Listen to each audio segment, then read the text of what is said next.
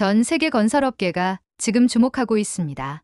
사우디아라비아 한복판 섭씨 50도의 사막에서 단 40일 만에 2km 활주로를 완공한 한국 건설사. 말도 안 된다며 비웃던 영국의 세계적 엔지니어조차 끝내 감동을 받아 변화를 선택했다는데요. 극한의 자연, 거센 방해, 무리한 일정. 그런데도 그들은 어떻게 약속을 지켜냈을까요? 한국인들의 정신은 과연 무엇이었을까요? 이 놀라운 이야기 지금 시작합니다. 솔직히 말해서 처음엔 믿을 수 없었습니다. 2km의 활주로를 딱 40일 만에 완공하겠다고요? 그것도 사막 한복판에서요. 진심으로 말도 안 된다고 생각했습니다. 그런데 그들이 해냈습니다. 이 이야기는 한 영국 엔지니어가 사우디아라비아의 모래바람 속에서 한국인들의 정신을 만난 이야기입니다. 그리고 그 정신이 한 사람의 인생 전체를 어떻게 바꾸어 놓았는지에 대한 기록입니다. 안녕하세요. 저는 리처드 웨슬리입니다. 영국 런던에서 태어나 케임브리지 대학교에서 토목공학을 전공했습니다. 학부 시절에는 최고의 구조물 설계자로 불릴 정도로 인정받았고, 졸업 후에는 곧장 유럽의 유명 건설 기업에 입사해 촉망받는 젊은 엔지니어로 커리어를 쌓아갔습니다. 모든 것이 순조로웠죠. 적어도 겉보기에는 말입니다. 그러나 제 인생의 방향은 단 한 번의 사건으로 송두리째 바뀌게 됩니다. 제 아버지 필립 웨슬리, 1970년대 당시 런던에서 잘 알려진 중견 건설회사 웨슬리 앤 컴퍼니의 대표였던 그는 저에게 있어 영원한 롤모델이었습니다. 단단한 신념, 냉철한 판단력, 그리고 정확한 계산. 아버지는 누구보다 완벽주의자였고 저도 그런 그를 따라 공학의 길을 걸었습니다. 하지만 모든 것이 무너진 것은 1973년 겨울 단 한 번의 오판 때문이었습니다. 아버지는 한 대규모 병원 프로젝트의 공기를 단축시키겠다고 약속했고, 무리한 일정 속에서 시공 품질이 낮아졌습니다. 결과는 참담했습니다. 건물 일부가 붕괴하면서 사상자가 발생했고 회사는 파산 직전까지 몰렸습니다. 그 사건은 저에게 씻을 수 없는 상처를 남겼습니다. 무리한 일정은 반드시 재앙을 부른다. 그때부터 저는 철저한 계획주의자이자 완벽주의자가 되어갔습니다. 위험 요소가 조금이라도 있다면 절대로 시작하지 않았습니다. 실수를 용납하지 않았고 모든 가능성을 시뮬레이션한 후에야 실행에 옮기는 사람이 되었죠. 한편으로는 두려웠던 겁니다. 나도 아버지처럼 될까봐. 그러다 기회가 찾아온 곳은 다름 아닌 중동, 사우디아라비아였습니다. 그 당시 저는 유럽 내에서 아버지 회사와 연루된 이름 때문에 좋은 일자리를 구하지 못하고 있었고, 간신히 사우디의 현장 감독직 제안을 받게 되었죠. 그런데 그 프로젝트의 주관 시공사가 한국 기업이라는 이야기를 들었을 때 저는 적잖이 당황했습니다. 솔직히 한국에 대해선 거의 아는 게 없었습니다. 그저 전쟁으로 폐허가 된 가난한 아시아의 나라라는 막연한 이미지 정도? 당시 영국에서도 한국은 잘 알려지지 않은 나라였습니다. 그래서 처음엔 제안을 거절할까도 고민했습니다. 그러나 현실은 냉혹했어요. 선택의 여지가 없었습니다. 저는 인생에서 마지막이라는 생각으로 그 프로젝트에 참여하게 되었고, 그렇게 운명의 사막으로 향하게 됩니다.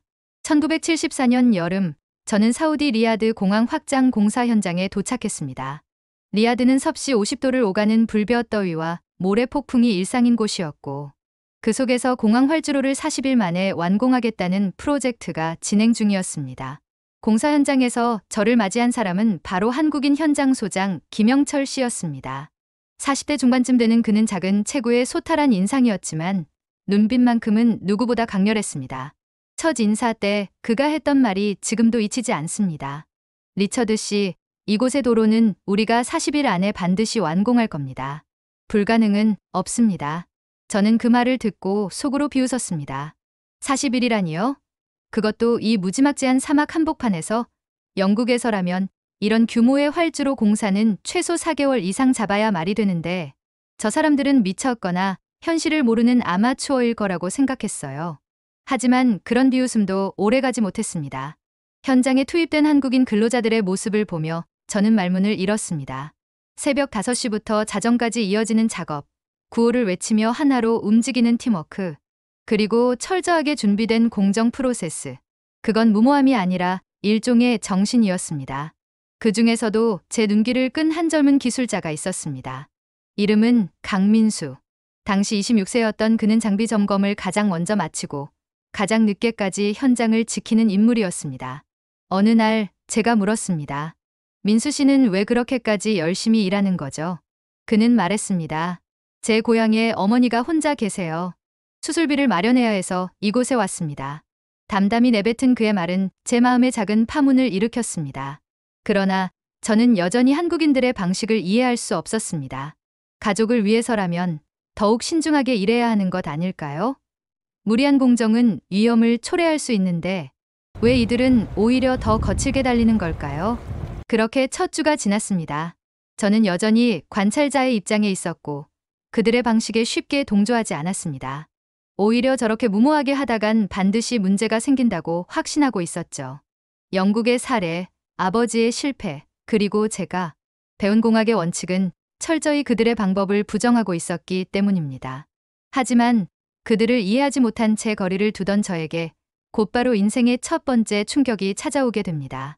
그것은 단순히 기술이나 공정의 문제가 아니었습니다. 바로 한국인 정신과 맞닥뜨리는 순간이었습니다. 그리고 그 순간이 제 인생의 새로운 문을 열게 됩니다. 공사 시작 2주 차. 사막의 태양은 여전히 잔혹했고 저는 여전히 혼란스러웠습니다. 리야드 공항 확장 프로젝트는 겉보기엔 질서정연해 보였지만 내부에서는 전혀 다른 기류가 흐르고 있었습니다.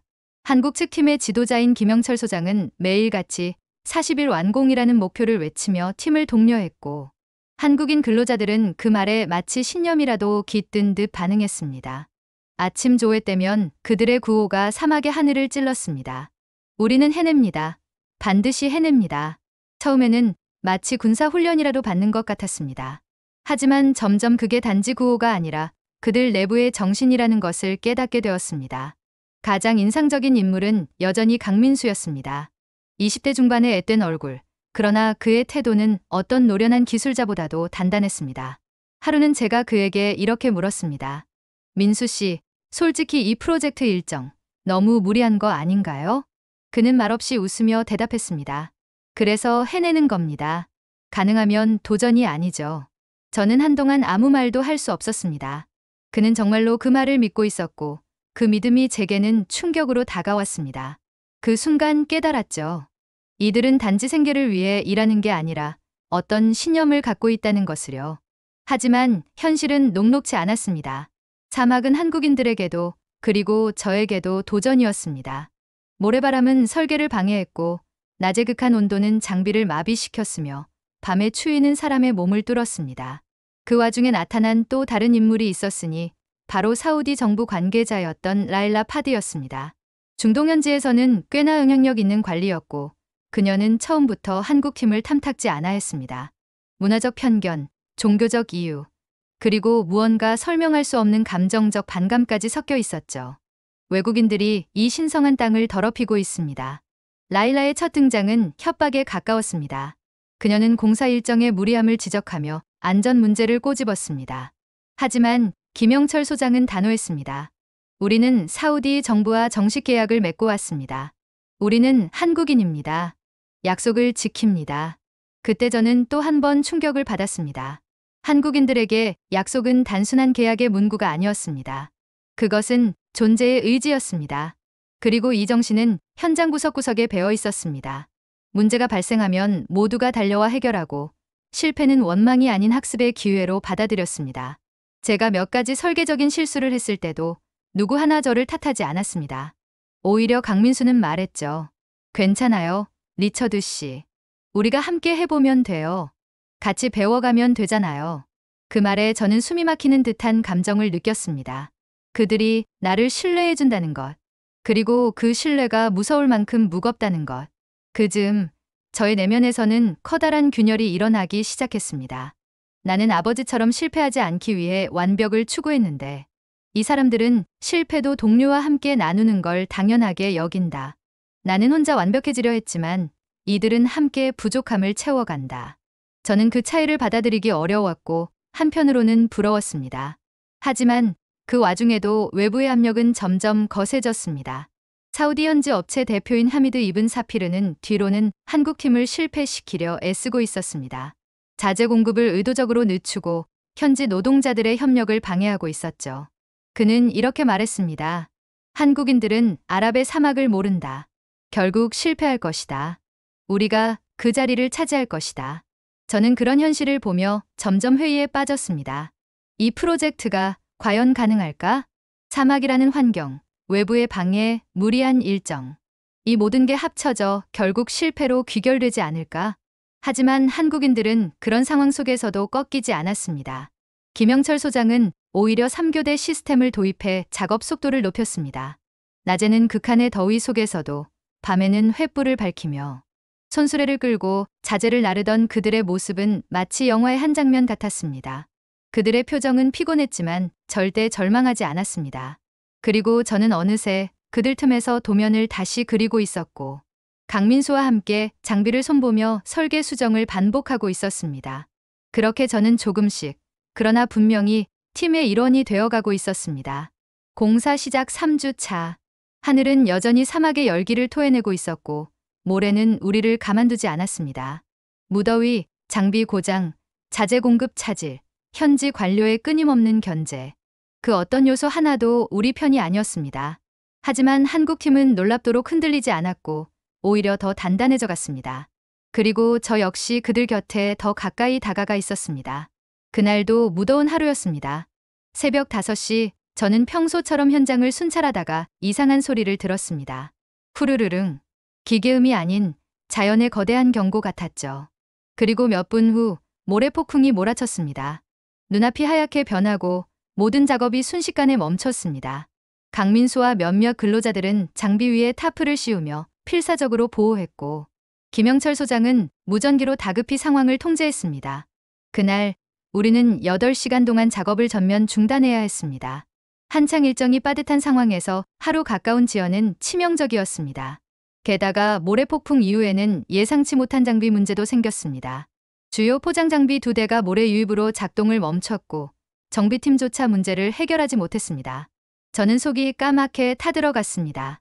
그날 밤 회의실에 모인 팀원들 앞에서 김영철 소장은 말했습니다. 우리가 가진 건 사람입니다. 장비를 대신해 인력을 2배로 늘리겠습니다. 손으로라도 밀어붙입시다. 처음에는 비웃고 싶었습니다.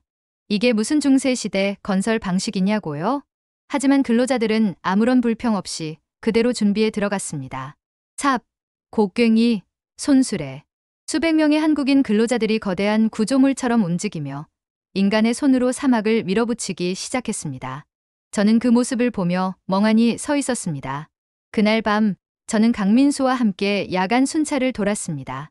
횃불 아래에서 일하는 그들의 모습을 보며 말없이 발걸음을 옮기고 있을 때 문득 민수에게 물었습니다. 왜 이 정도까지 하는 거예요? 이건 단순한 일 이상으로 보여요. 그는 말없이 잠시 하늘을 바라보다가 대답했습니다. 고향이 변하길 바라는 사람들이에요. 부모님이 고생하시지 않기를, 동생이 더 나은 학교에 다니기를 그런 꿈을 갖고 일하는 겁니다. 그 말은 제 가슴에 박혔습니다. 한국인들에게 이 일은 단지 돈을 벌기 위한 노동이 아니었습니다. 그건 희생이었고 약속이었고 꿈이었습니다. 그날 밤 저는 잠을 이루지 못했습니다. 작업장에서 밤새 켜져 있던 횃불들, 모래바람 속에서도 굴하지 않던 한국인들의 얼굴. 그 모든 게 제 마음을 어지럽혔습니다. 하지만 그 감동이 채 가시기도 전에 끔찍한 일이 벌어졌습니다. 공사 35일차 밤. 극히 이례적인 폭우가 사막에 쏟아진 겁니다. 사막에 비가 오다니? 그것도 폭우라니 저는 믿을 수 없었습니다. 그날 밤 강민수를 포함한 6명의 근로자들이 지하 배수로 작업 중이었습니다. 횃불 아래에서 고된 작업을 이어가던 중 갑작스러운 물의 압력에 모래 언덕이 무너졌고 그들은 순식간에 모래 속에 묻혀버렸습니다. 민수야. 김영철 소장의 절규가 사막을 뒤흔들었습니다. 근로자들은 모두 삽도 장비도 없이 맨손으로 모래를 파헤치기 시작했습니다. 저는 그 현장을 멍하니 바라보다가 곧바로 뛰어들었습니다. 평생 이런 구조 작업을 해본 적도 없고 두려움도 컸지만 민수가 저 아래 어딘가에 있다고 생각하니 몸이 저절로 움직였습니다. 새벽 2시 첫 생존자를 구조했고 3명이 무사히 나왔습니다. 그러나 민수와 또 다른 기술자는 여전히 실종 상태였습니다. 모래는 무거웠고 시간은 흐르고 있었습니다. 절망이 가득한 그때 또 한 명이 현장에 도착했습니다. 그동안 한국인을 탐탁지 않게 여기던 라일라 파드였습니다. 지금 즉시 공사를 중단하세요. 인명피해를 더 이상 내선 안 됩니다. 그녀의 말은 정당했습니다. 하지만 김영철 소장은 단호했습니다.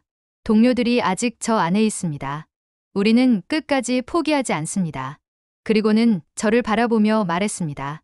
리처드, 우린 동료를 포기하지 않는 민족입니다. 당신도 그 마음을 이해하셨으면 좋겠어요. 그 말에 저는 울컥했습니다. 새벽 4시, 민수를 찾아냈습니다. 그는 심하게 다쳤지만 살아 있었습니다. 병원으로 긴급 이송했고 의사는 말했습니다. 생명에는 지장이 없습니다. 하지만 한 달은 입원해야 합니다. 다음 날 민수가 병원에서 의식을 되찾았을 때 그의 첫 마디는 이랬습니다. 공사는 괜찮나요? 일정은 지연되지 않았나요? 저는 말을 잃었습니다. 자신의 생명보다 약속을 걱정하는 사람. 그가 바로 한국인이었습니다. 공사 36일째. 기적은 절대 아무 일 없이 찾아오지 않는다는 걸 그때 처음 깨달았습니다. 우리는 다쳤고 무너졌고 울었고 흔들렸습니다. 하지만 멈추지 않았습니다. 민수는 병원 침대에서 일정을 걱정했고 김영철 소장은 현장에서 새벽을 지새웠습니다. 저는 밤새 도면을 다시 그리며 마지막 남은 가능성을 끌어올릴 방법을 찾고 있었습니다. 그러던 어느 날 새벽 또 한 번 우리를 흔드는 위기가 다가왔습니다. 공사 마무리에 필요한 마지막 아스팔트 자재들이 공급되지 않은 겁니다. 당황한 저는 곧장 현지 협력업체 대표 하미드에게 연락했지만 그의 대답은 차가웠습니다. 죄송합니다, 리처드. 운송 문제가 생겼습니다. 해결이 어려울 것 같습니다. 하지만 저는 알 수 있었습니다. 그의 목소리 속에 숨어있던 만족감, 그리고 준비된 듯한 변명. 그는 처음부터 우리가 실패하길 바라고 있었고 이 순간을 기다린 것이었습니다. 그리고 이 상황은 곧 우리의 종말을 의미했습니다. 아스팔트 없이 도로 포장은 불가능합니다. 게다가 남은 시간은 단 이틀. 아무리 뛰어난 기술력도 이 벽은 넘을 수 없을 것 같았습니다. 그때 김영철 소장이 저를 조용히 불렀습니다. 리처드, 당신의 창의력이 필요합니다. 지금 대체 포장재를 만들 수 있습니까? 저는 처음엔 말도 안 된다고 생각했습니다. 하지만 문득 제 머릿속에 떠오른 공식 하나. 현지에서 구할 수 있는 석재를 잘게 분쇄하고 특수 첨가제를 혼합해 압축시키면 기능성 포장재를 만들 수 있을지도 모른다는 생각. 곧바로 밤을 새워 배합비를 계산했고 샘플을 만들어 테스트했습니다. 기적처럼 조건은 충족됐습니다. 그리고 놀랍게도 사우디 현지의 작은 업체들과 일반 시민들이 자발적으로 도와주기 시작했습니다. 파이잘 국왕의 현장 방문 이후 한국인들에 대한 존경이 커졌고 그들이 보여준 진심이 결국 마음을 움직인 것이었습니다. 우리는 다시 하나가 되었습니다. 국적도 언어도 다르지만 목표는 하나였어요. 반드시 약속을 지킨다. 공사 마지막 날 새벽 6시. 해가 사막 지평선 너머로 떠오를 때 완벽하게 완공된 2km 활주로가 태양 아래에서 황금빛으로 반짝였습니다. 저는 눈물을 참을 수 없었습니다. 지난 40일 동안 우리에게 닥친 수많은 시련, 모래 폭풍, 장비 고장, 자재 부족, 배신, 사고, 그리고 생사의 갈림길. 하지만 그 모든 것을 이겨낸 사람들. 김영철 소장은 전 직원을 모아 말했습니다. 우리는 해냈습니다. 모두가 불가능하다고 했던 일을 우리는 해냈습니다. 모든 한국 근로자들의 얼굴에 피로보다 먼저 자부심이 번졌습니다. 그들은 단지 프로젝트를 완성한 것이 아니라 사막에서 기적을 만든 것이었습니다. 오전 9시 파이잘 국왕이 개통식에 참석했고 수많은 언론과 사우디 고위 관료들이 자리를 함께했습니다. 그 속에는 라일라 파드도 있었습니다. 국왕은 활주로를 직접 걸은 후 발표했습니다. 한국인들은 약속을 지키는 위대한 민족입니다. 그들이 보여준 기술력과 정신력은 우리에게 큰 감동을 주었습니다. 그리고 이어서 말했습니다. 특히 외국인 엔지니어 리처드 웨슬리와의 협력은 진정한 국제협력의 본보기가 되었습니다. 저는 말문이 막혔습니다. 불과 한 달 전만 해도 제가 그들의 무모함을 비웃던 사람이었습니다. 하지만 지금 저는 그들과 함께 기적의 주인공이 되어 있었습니다. 개통식이 끝난 후 하미드가 저에게 다가왔습니다. 그의 표정은 철저한 패배자의 것이었습니다. 당신들이 이겨냈군요. 정말 대단합니다. 저는 차분히 대답했습니다. 경쟁은 서로를 발전시키는 것이어야 합니다. 상대를 쓰러뜨리려는 경쟁은 결국 모두를 무너뜨릴 뿐입니다. 그날 오후 저는 병원에 입원 중인 민수를 찾아갔습니다. 그에게 활주로 완공 소식을 전하자 그의 눈에 눈물이 고였습니다. 정말요? 우리가 해냈군요. 그는 완공식에 참석하지 못했지만 그 누구보다 깊이 이 프로젝트에 헌신한 사람이었습니다. 저는 그의 손을 꼭 잡고 말했습니다. 민수 씨, 당신의 진심이 우리를 이끌었습니다. 고맙습니다. 며칠 후 사우디 언론들은 Korean Miracle 헤드라인으로 대서특필했습니다. 한국 건설 기업의 위대한 성공, 그리고 전 세계가 주목한 기적의 40일. 저는 수많은 언론 인터뷰에서 이렇게 말했습니다. 저는 한국인들에게서 진정한 프로페셔널리즘을 배웠습니다. 그들의 정신력, 팀워크, 그리고 약속에 대한 책임감은 세계 최고입니다. 그리고 1년 후 저는 중동 지역 총괄 엔지니어로 승진했고 새로운 프로젝트 제-미화 확장 공사에 착수했습니다. 그리고 그 현장에는 건강을 회복한 강민수가 다시 돌아와 있었습니다. 어느 날 우리는 함께 현장을 시찰하며 웃으며 말했죠. 민수 씨, 당신이 저를 구원해 주었어요. 그는 웃으며 대답했습니다. 아니에요, 리처드 씨. 우리가 서로를 구한 거죠. 정말 그렇습니다. 한국인들은 제게 두려움을 극복하는 법을 알려주었고, 저는 그들에게 새로운 기술과 관점을 제시했습니다. 서로가 서로를 완성한 것입니다. 지금도 저는 사막의 밤하늘 아래 켜져 있던 그 수백 개의 횃불을 잊지 못합니다. 그것은 단순한 조명이 아니었습니다. 그건 희망의 불빛, 불굴의 의지, 그리고 약속의 상징이었습니다. 사막에서 만난 한국인들. 그들과 함께한 시간은 제 인생의 전환점이 되었고, 이제 저는 새로운 도전을 두려워하지 않는 사람이 되었습니다. 그리고 앞으로도 한국에서 배운 그 정신으로 더 많은 기적을 만들어갈 것입니다. 사막의 횃불처럼 한국인들의 불굴의 의지는 제 인생을 바꿨습니다. 여러분도 삶의 사막에서 길을 잃었을 때 이 이야기가 작은 불빛이 되길 바랍니다. 무슨 일이든 함께라면 불가능은 없을 거라 생각됩니다. 여러분 오늘의 영상은 어떠셨나요? 마지막으로 1초면 충분한 구독과 좋아요를 부탁드립니다. 늘 건강하시고 마음 따뜻한 영상으로 다시 찾아뵙겠습니다. 지금까지 감동 소식이었습니다.